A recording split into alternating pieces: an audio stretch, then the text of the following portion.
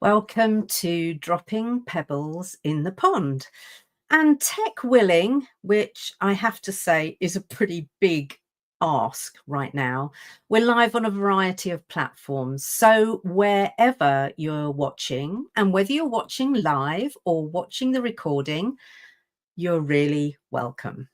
Now, for your information, it's easier for us to see your comments in real time so that we can interact with you in more of a conversational way if you're watching on YouTube. So head on over there right now for a better experience while I just invite people to settle in. So as usual, I invite you to grab a brew or your favorite tipple. I've got one of my tipples here for me because I'll need a bit of a glurp during the show, I expect. But also grab a notebook, because not only do I have a few questions for you to reflect on and share your thoughts about, but I also have a very special guest joining me a little later on, and I know you'll want to make some notes. So settle in, make yourself comfortable for the next 45 minutes or so. Now, I'm always interested to know where you're joining from, so do let us know which part of the world you're currently in, or as my dear friend Mary Alice says, where your feet currently hit the ground. And Mary Alice is a name that we'll hear a little bit later on in today's show as well. So let's see if we can break our record of the number of places people are joining from. I'll pop back into the comments to see where we're connecting with today in a little while. As ever, I'm being supported, or held together is the truth, behind the scenes by my brilliant team, and they will share comments and questions as they become relevant. Why? Because I don't always remember to look. So they help me out on so many different levels, including sharing what I need to see when I need to see it. So let's think about the title of this episode. And if ever an episode title seemed apt, it's this one: Flourishing Amid Chaos. Now, for me, that sounded like an oxymoron, but I can assure you that it's not. You see, flourishing and chaos are not opposites, even though they might on the surface appear that way. In fact, they can have quite a symbiotic relationship, and there are a few caveats which we'll get to later on, I'm sure. Now, as introverts, it's probably true, okay, well, in my case, it's true anyway, that flourishing used to conjure up images of being calm and in control and kind of everything being well with the world. But you know what? I get a bit bored with too much of that. And that might surprise you to hear me say that. because I feel alive when I'm experiencing the fullest range of emotions.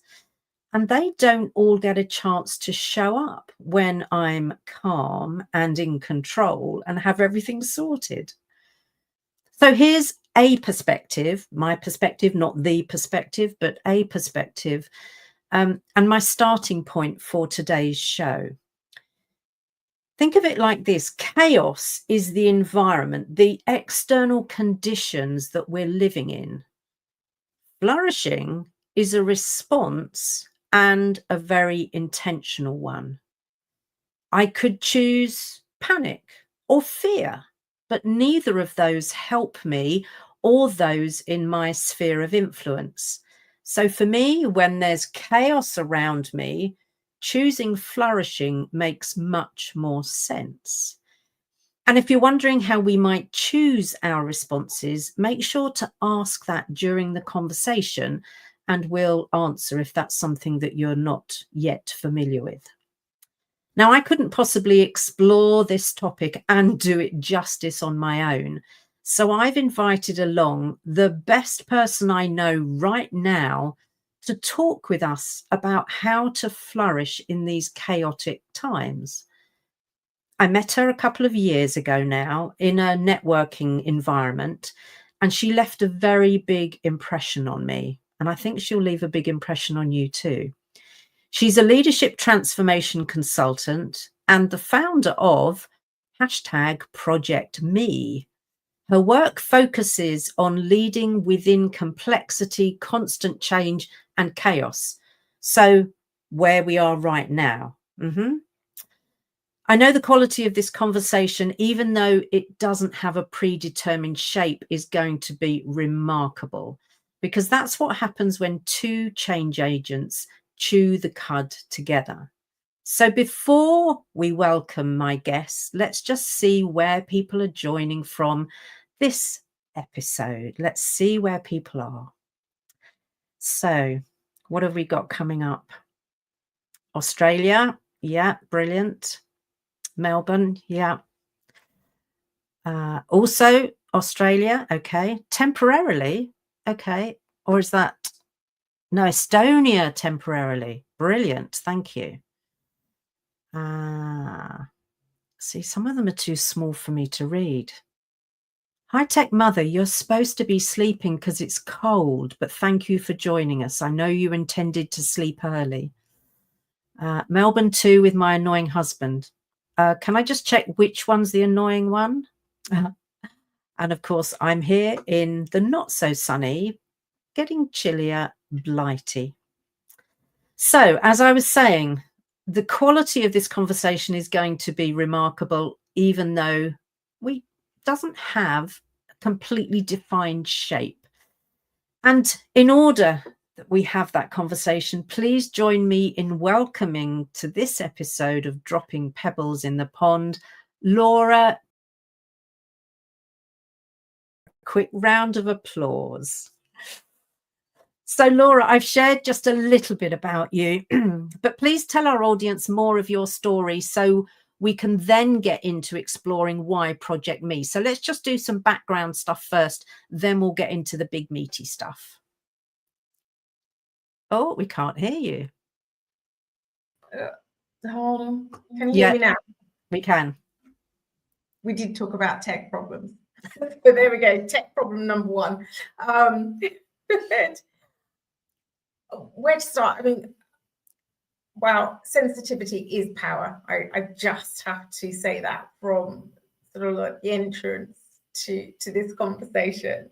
And we can flourish amidst chaos. So putting that to one side, because it just echoes everything that I believe in. So who am I?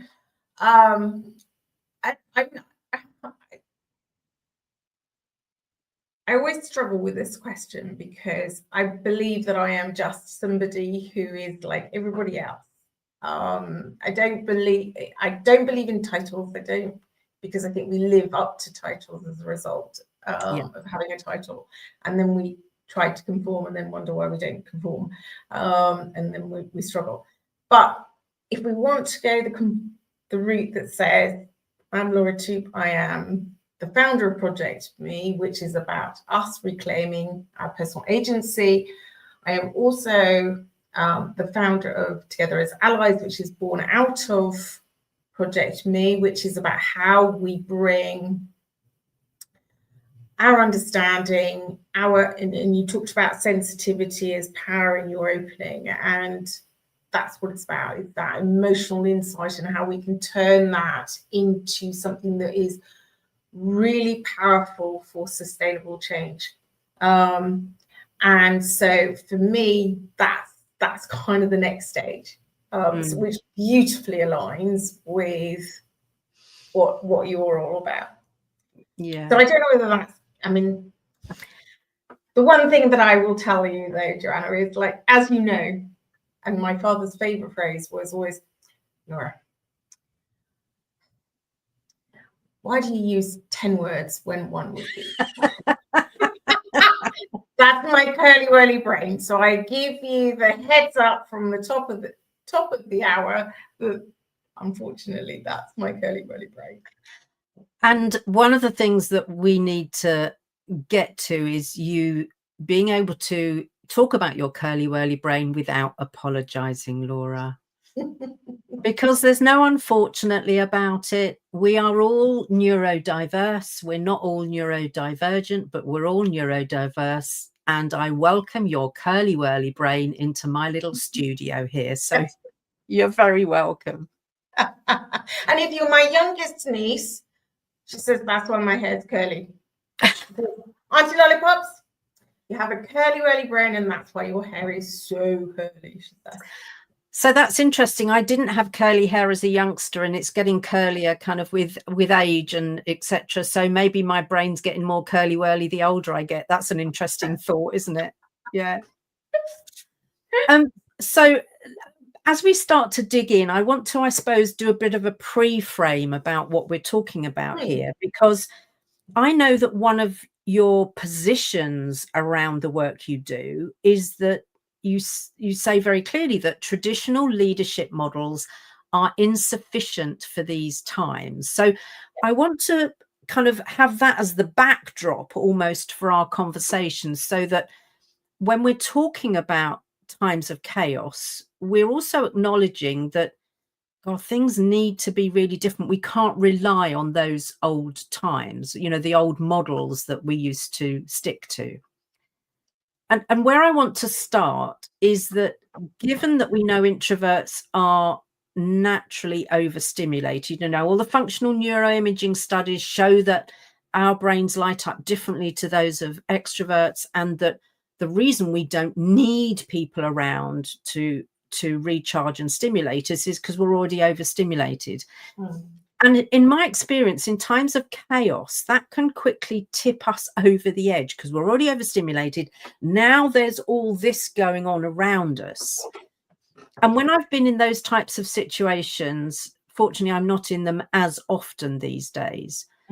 What I've typically done is retreated further, kind of, I've closed down, I've retreated into myself, meaning that my voice and opinion is even less likely to be heard. So given that we know the traditional models don't work, how do we acknowledge the reality of us being overstimulated in these times of chaos and make it more likely that we can be heard and that it's okay for us to share our views? Joanna, you've used the critical word, acknowledge. And I wrote an article many years ago, it's about 4 or 5 years ago now, that said acknowledgement is the medicine. And because it is the piece that says, this is the grounding. This is us putting like the stick in the ground that means that we are not drawn into the noise. That means that we know where we're coming from, where we know where we're standing, we know what we stand for. That it's a bit like the stabilizers on a bike. I describe it often as, you know, you're in a dinghy on the high seas and you're strapped to all of these other dinghies who are pulling you all over the place. And like, unless you put your, I mean, I'm sure some seafaring person will tell me that this is not how it works, but you know, let's just go with the metaphor. But if you don't put your anchor down first, then you're going to be drawn all over the place, and you're just caught in the noise. You're caught in that hurricane around you. And I think that is, for me, where I talk about our brand me. And our brand me is, in essence, the roots of a tree, the depth and breadth of the tree. So if we understand who we are, what matters most to us, and what we want to feel or notice. So those are the 3 brand me questions. We understand those, that is our roots, breadth and depth. Yeah. If we understand those, it doesn't matter how introverted, extroverted we are grounded in the moment. We have anchored our dinghy. We're not going to get drawn into all of the other people's dinghies, you know, the relationships, the work, and all this other stuff. We're grounded in ourselves. And that is the point at which we gain confidence, because we go, this matters to us. This is what we are about. Yeah. And there is a beautiful phrase, and there's one that goes along the lines of, you know, you have to put your oxygen mask on first. And I say that one, you know, passes me by. But the one I love beautiful, because I think it epitomizes exactly what this is about, which is our heart has to pump first before we can supply our vital organs. So, i.e., we have to look after ourselves first before we can look after others. And that goes back to my analogy about the roots of a tree, in that we have to ensure that our roots of our tree, ourselves, are grounded, strong and deep. Because I mean, look at the sycamore gap, you know, tree, which somebody went and horrifically cut down, but yet now is showing saplings. And you know, it's like, what is that about? And it's just like, that is flourishing. That is, doesn't matter what has happened in the world, because the strength is within ourselves. We just haven't been taught that. Wow. I want to kind of hang on to that point for a little while and explore that, because you're absolutely right. The nation was devastated when the sycamore gap tree was cut down. I know that, as was I, actually. For a tree I'd actually never seen in person. I'd never actually been there, and yet it held such significance.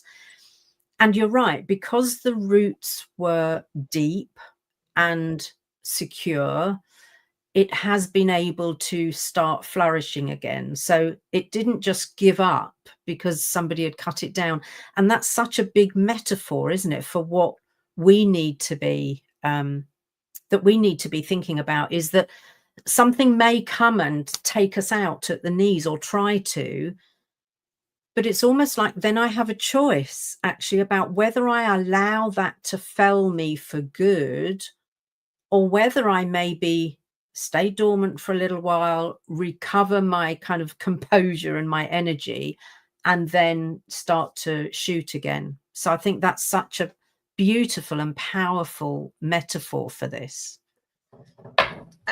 And I totally agree with you, Joanna. I mean, you know my story, and maybe, you know, if you go and Google my name, you'll probably find it. But, you know, the reality is, you know, as my story goes, 10 years ago, my world spectacularly imploded. My husband died.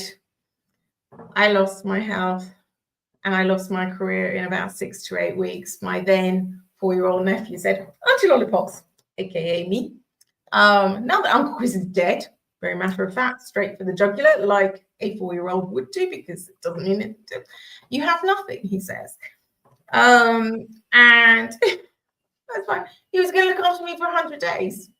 But, you know, at 41, 100 days is not very long, and that wasn't going to get me past pretty much March.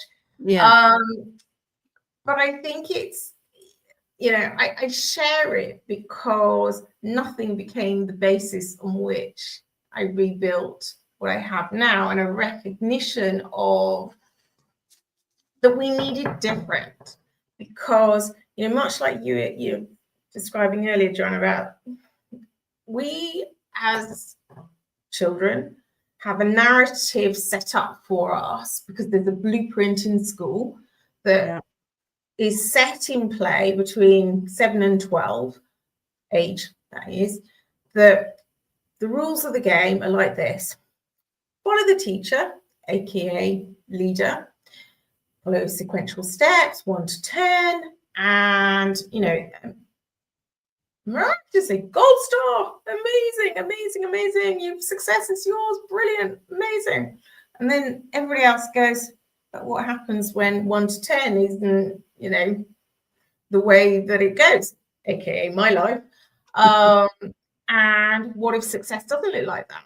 And the pandemic pretty much showed us that narrative doesn't work. But unfortunately, the blueprint is already set, because it's well documented that by the age of 12, pretty much our subconscious blueprint is set by school. So it's no wonder that everybody went into this place. And so I think, back we're into this space of an added layer of chaos to the world that we're already trying to experience.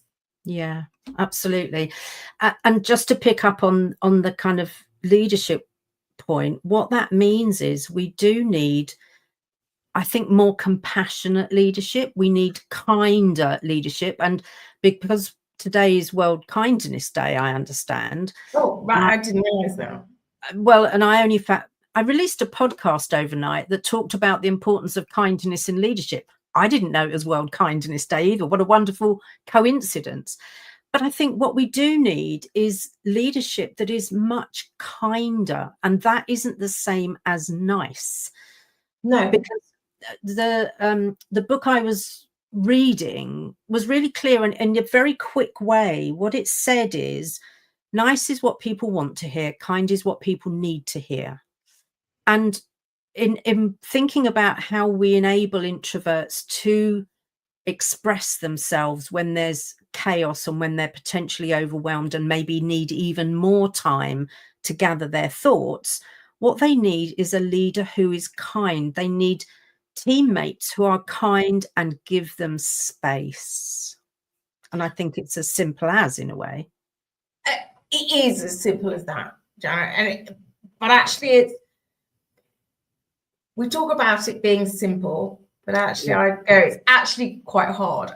I was at a National Rail Safeguarding Conference earlier this year, and somebody used the phrase, Lindley Gooden said, we all need to build better ears.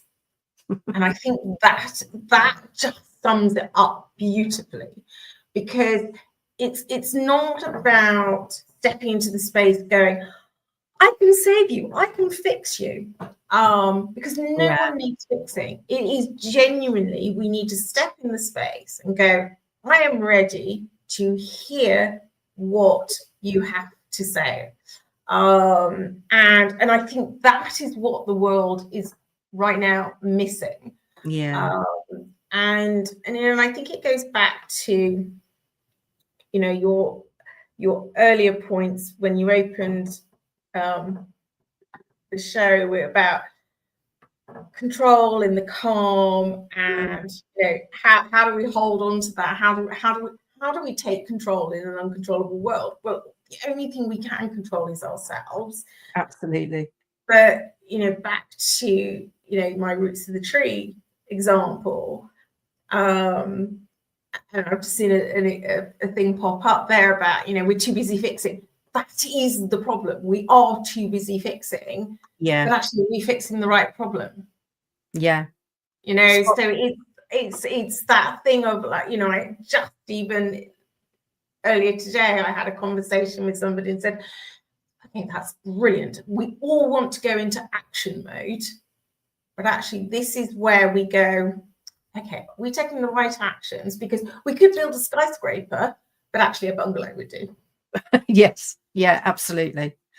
And there's a lovely phrase, isn't there, in project management about, you know, you have to understand the problem to be fixing the right problem.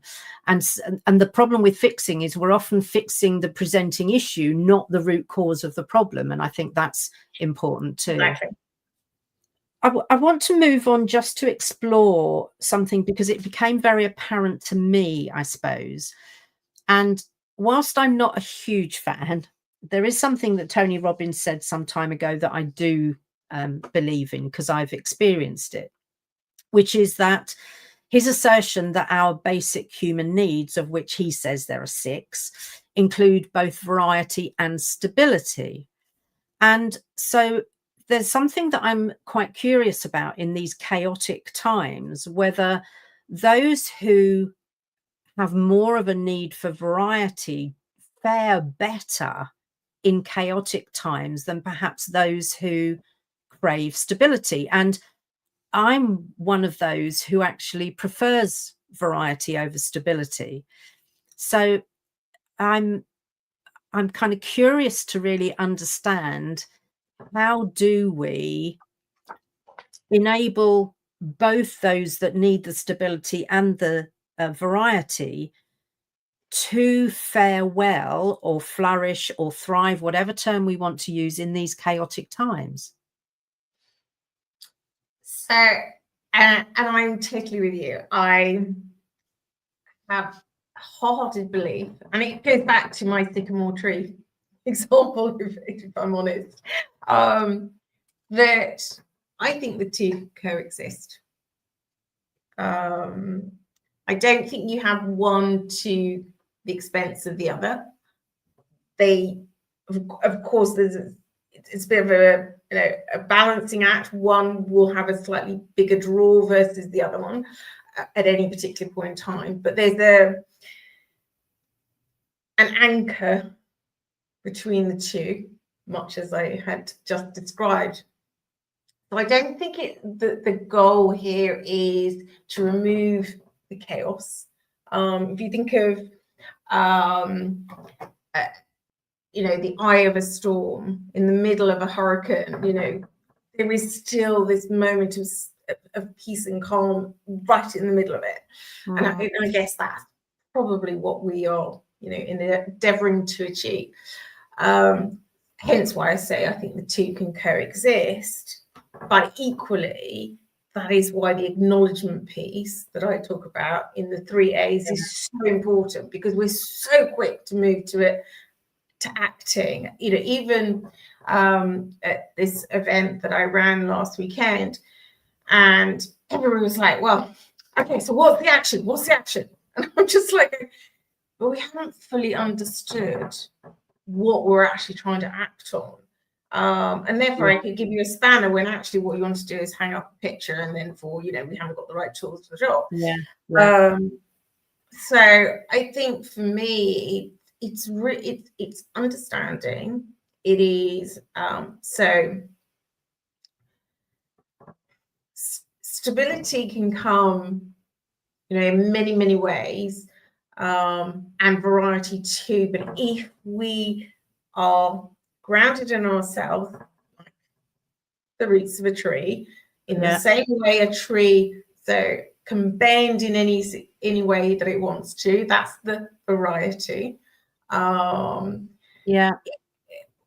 That's our ability to be able to be ourselves in this world. And we can decide when we're going to flower. I mean, the environment, much as you talked about before, was sets the frame in many respects. So when I look at the leaves on the trees out here right now, and I'm like, well, I mean, it's a bit dark now, but earlier on when I was sitting here, it's like, I know there's still quite a lot of leaves on trees, which probably a few years back, because the weather's quite mild. But that's how we are managing the environment in which we find ourselves. And I think that's so true for what we are describing as individuals.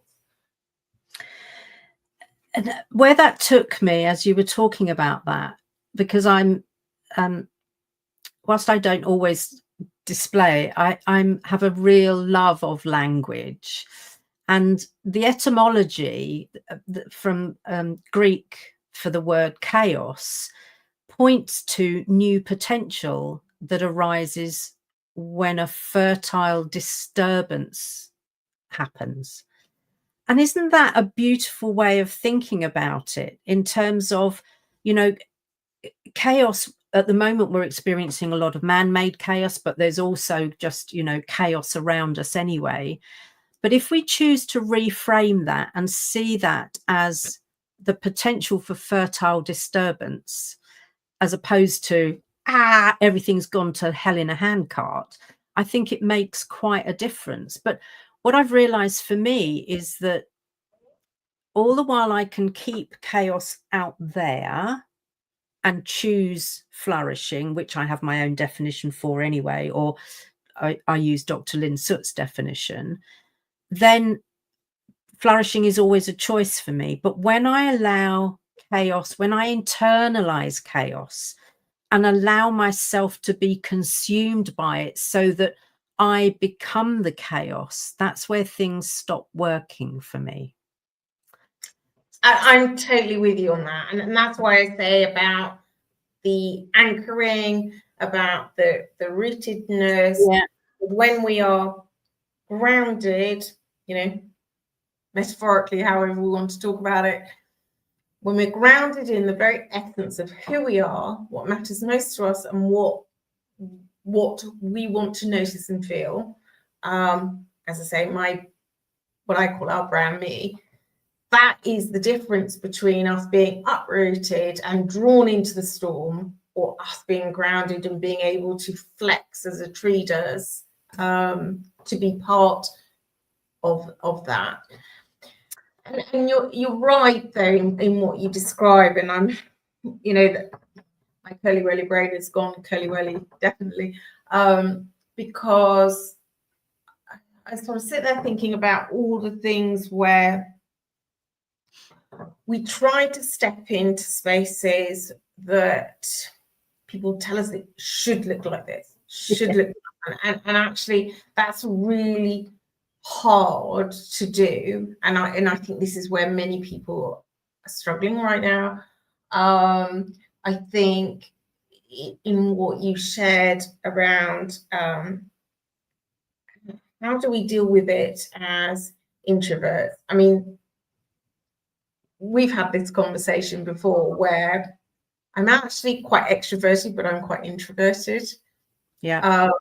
And I get very exhausted by stepping into spaces where I know what needs to happen.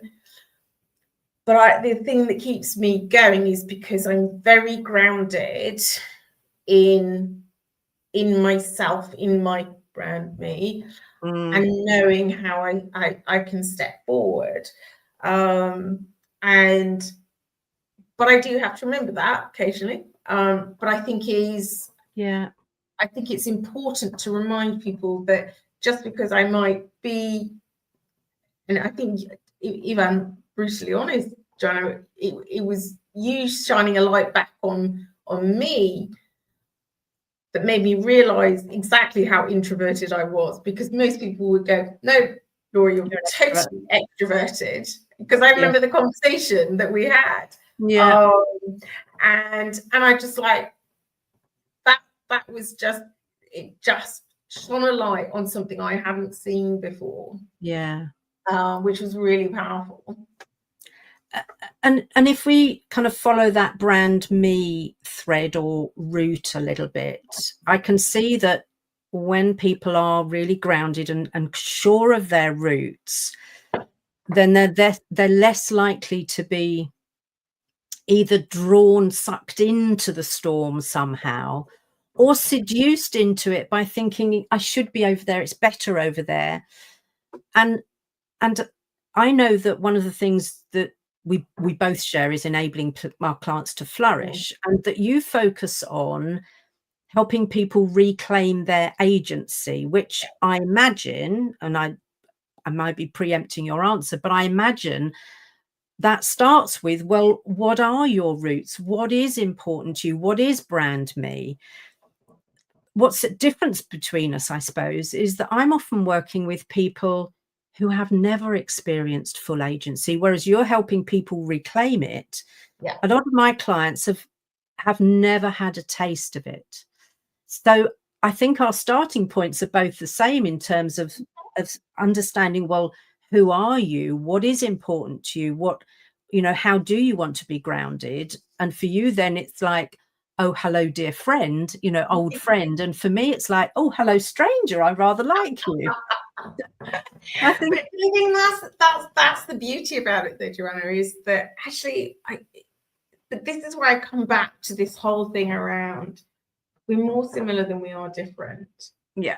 And that I think it's through conversation that we realize this. And this is the beauty of all the world right now is like chaotic and divisive and not inclusive at all.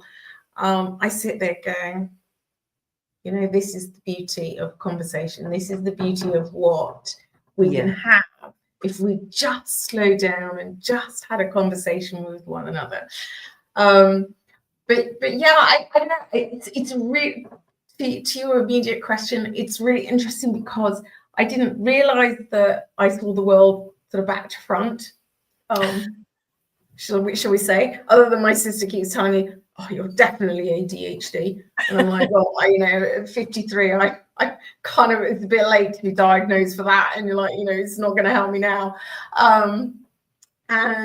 But I think it's, for me, it is in the listening. It is absolutely the listening. It's just, and sometimes we have to give, and I have been criticized in the past that, maybe I've shared more of my story than I should have.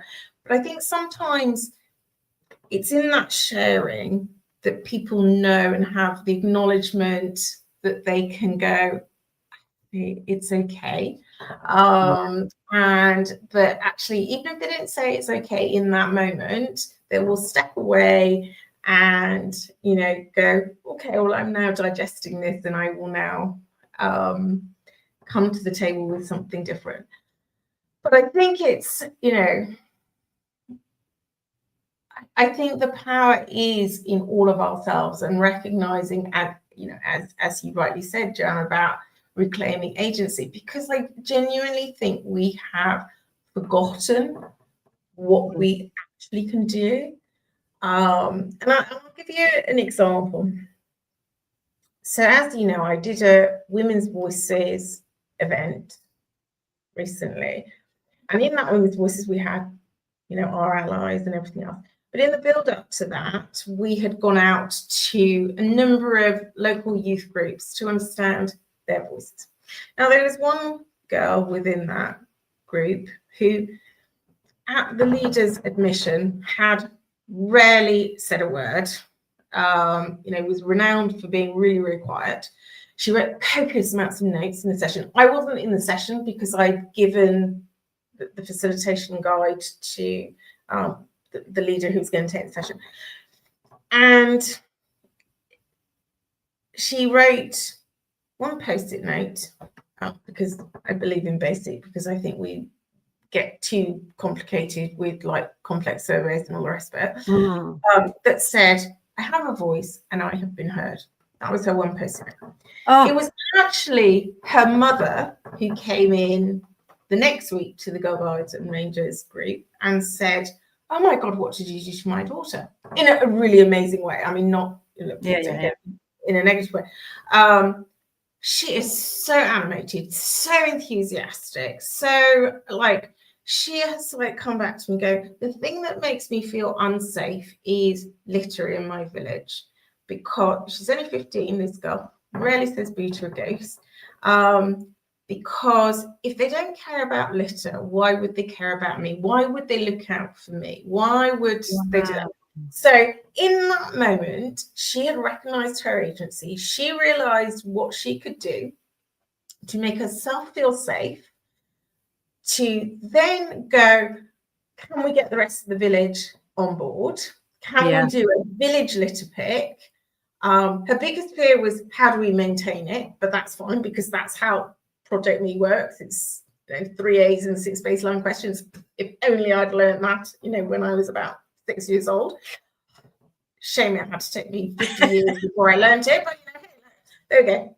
That's what happens with 50 years of life.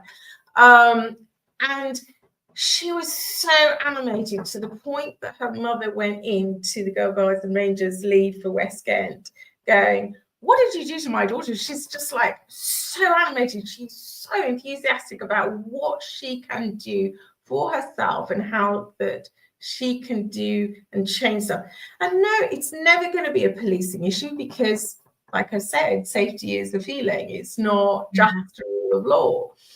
But here is somebody suddenly realizing what she is able to do for herself within the frame that she can control and influence.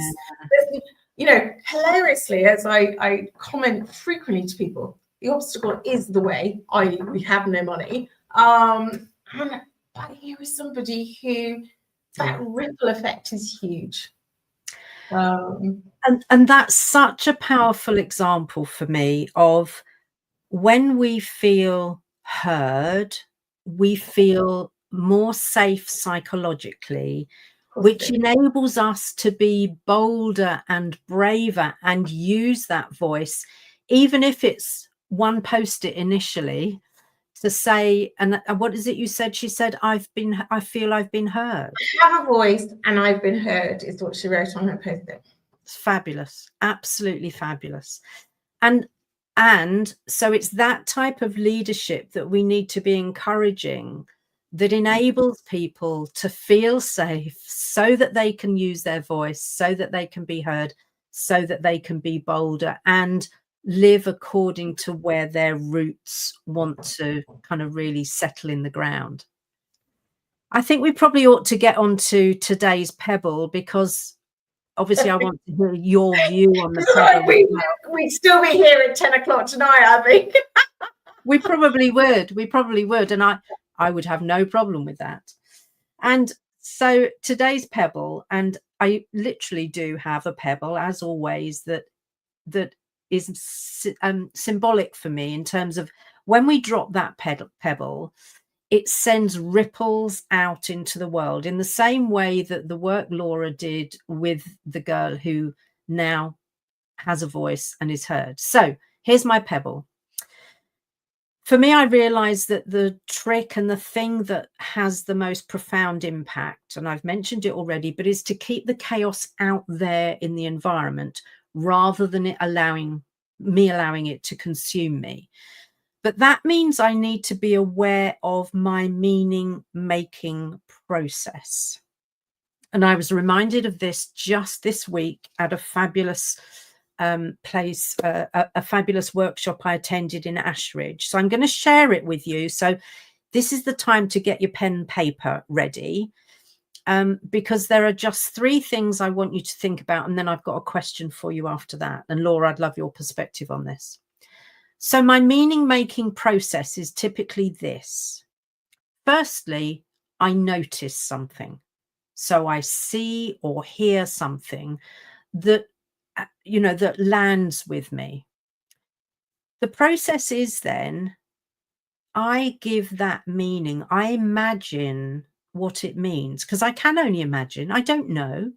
So if someone kind of sighs in my presence, I notice it. What do I imagine it means? I could imagine it means they're bored with me. I could imagine it means they're tired. I could imagine it means they want to say something and don't quite know how to. Our imagination runs amok with what this means. But from that initial meaning making, I then feel something as a result of my imaginings. I might feel compassion if I've imagined this person is tired. I might feel right pissed off if I imagine that this person is bored in my presence. The feelings I can give of the feelings I have are only as a result of my imagination. And I read something yesterday, and I didn't write it down, I wished I had, but which is that feelings only last a matter of seconds. It's our thoughts around those feelings that keep them hanging around for longer. So that's our process. I notice something, I imagine what it means, I feel something as a result of my imagination. So understanding this process and being the observer of it, and this is where it gets clever, being the observer of it is what enables me to have rather than be had by what I've made things mean, by the feelings. And that gives me greater choice and stops me from internalizing the chaos.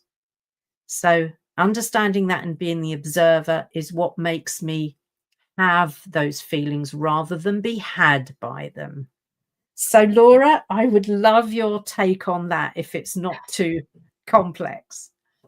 No, not at all, because you talk of observing and noticing. I talk of acknowledgement. And so I go back to the fact that I said, look, we can be in a space where unless we acknowledge, we could end up building a skyscraper, not a bungalow. Absolutely. But for me, feelings and the work I'm doing currently is all around using feelings as data points, as insight, as a means to be able to understand what we need to do next, because they are signals. Yeah. They are genuine signals. So when my husband died, I was angry. I'm going to, openly share that. I wasn't angry that he died per se. What I was angry about was more a case of the communication. So as a result of understanding and observing and noticing, as you described, what that was and what I call really going on, the acknowledgement stage. I don't accept that, because there's lots of words out there that says you have to accept. I don't accept that he died prematurely. I acknowledge he did because, this is the status quo. But to your point, I really acknowledged the feelings that I had, because that was my grounding. That was my signal that said, what was this anger really about? And it wasn't because I was really angry. The meaning behind it, as you rightly say, was because the communication hadn't been there. And so that was the story behind it. That was the noticing. That was the flipping of the script. That was the grounding. That was the bit that said, how do I take a step forward in this world that I hadn't asked for, had no map for, didn't recognize, no one else was walking it with me. But here I was, I still had to walk it anyway. And because of that, because of how you describe the noticing, the meaning, every single one of those is like putting a footprint on our hearts, telling us how we need to take a step forward. Yeah. Gosh, that's beautiful. I had a question to ask, but I want to just sit with that thought for a moment, because it feels respectful just to sit with what you said about kind of the footprints on the heart in that moment. So I just want to, I want to sit with that. And I also want to ask, and this is for the audience, so another kind of pen and paper time, this is question time, is what meaning are you giving things that results in the chaos having you, as opposed to it being out there? And what is that costing you? What choices is it denying you? And I think that's another really important moment to sing the praises of Viktor Frankl's recommendation, which is that between stimulus and response, there is a space. And in that space lies our power to choose our response. And in our response lies our growth and freedom. So I think we need to consider what meaning we're giving things that mean the chaos has got us. And again, I'd love your perspective on that, Laura. I totally agree. I am, whether I can remember all 7 right now, but I talk about the 7 P's of proactive choice. And and Frankl has got it absolutely right. In that space between, stimulus and response, there is a space, and we have a choice. And I think even if the choice is nothing, there is still a choice. Yeah. And so I talk about 7 P's, and I will endeavour to remember them all. But position, play, perseverance. I will give you the 7 P's. Well, but the point is, for me, it's like, it's a proactive, and I call them proactive choice. And I think that's the point. It doesn't matter whether I can remember the 7 or not, because actually, ironically, they've been built up by the conversations that I've had with people saying, this is what's helped them in that space. So it's not me saying these are the 7 things because it worked for me. These are the 7 things that people have shared with me that has helped them keep moving forward. But it is proactive choice, because it is, to that point, it's choice. And as I started the segment with, it was, we have a choice, and that choice is, do we take it or do we not? Doing nothing is also a choice. And I think that's where so many people just want to say it's someone else's fault, someone else is going to do it, and yet we have lost our sense of agency, and then wonder why nothing's happening, nothing's changing.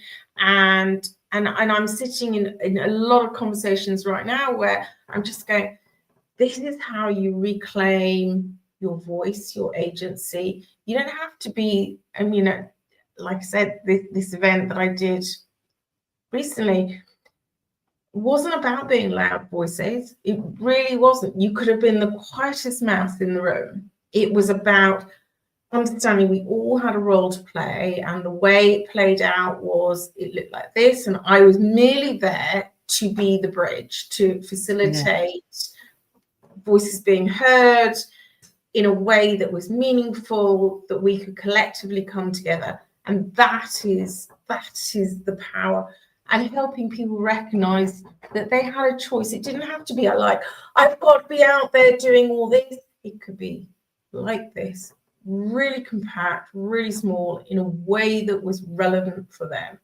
And sustainable. And sustainable. Absolutely. And sustainable is key. Yeah. And I know that the audience are going to want to know your 7 Ps. So I will send you the 7 Ps form. We're about to put on the screen a QR code that's going to take people to your website, Laura. Okay. So there's the QR code now. We'll leave it up there for a little bit for people to scan it. And that will take them to your website, where they'll find out more about #ProjectMe, about Brand Me, about your proactive Ps. So about your proactive Ps that I can't quite remember. Yeah. And then there's a second QR code which takes people to your newsletter. So that one there that's up there now means that they can go straight and get to your newsletter. So tell us a little bit about what they'll find in your newsletter, just so that we know a bit about that before we sign off. So I'm assuming you mean my Food for Thought newsletter, and that is, as the title suggests, food for thought. It's me challenging the, I suppose, if you want to call it, the norms of society, and questioning how we might think differently and how we can see a different world because we think differently. So the last one was all around patient participation groups, of which I am a chair for my local one within the NHS, talking about how actually through patient voices, we can actually be the change that the NHS 10-year plan describes. So it genuinely is an extension of the idea that voices really matter. And you don't have to be the loudest in the room. You just have to find the space where somebody can elevate it for you. And that's in whether it's the policing work I do, whether it's the NHS work that I do, it is all about understanding, elevating, and amplifying effectively the population voice to bring about better outcomes and experiences for everybody. Well, on behalf of society, I thank you for what you're doing, Laura. And that does bring us to the close of today's show. And you've witnessed Laura and I kind of riffing about this topic of flourishing amid chaos. And flourishing is a choice we make day by day, moment by moment. It's not a destination. We don't get to flourishing. We choose flourishing. And it ensures, from my perspective, that I'm not subsumed or consumed by the chaos when I choose flourishing. And remember that chaos can spark creativity because of the unstable, dynamic and unpredictable conditions that we find ourselves in. So chaos doesn't stop flourishing. It simply removes the illusion that flourishing depends on perfect conditions, because it doesn't. Flourishing is a choice. So I'd love for people just to pop in the comments what the most important takeaway from our conversation was, because we are all work in progress. And over to you just for the last word, Laura. I think I just go with your final comment. We are all a work in progress. We are all perfectly imperfect. Yeah. And we belong right where we are in our own skin. Fabulous. Thank you so much. Thank you for joining me, and look forward to you joining us again in future. But thank you so much.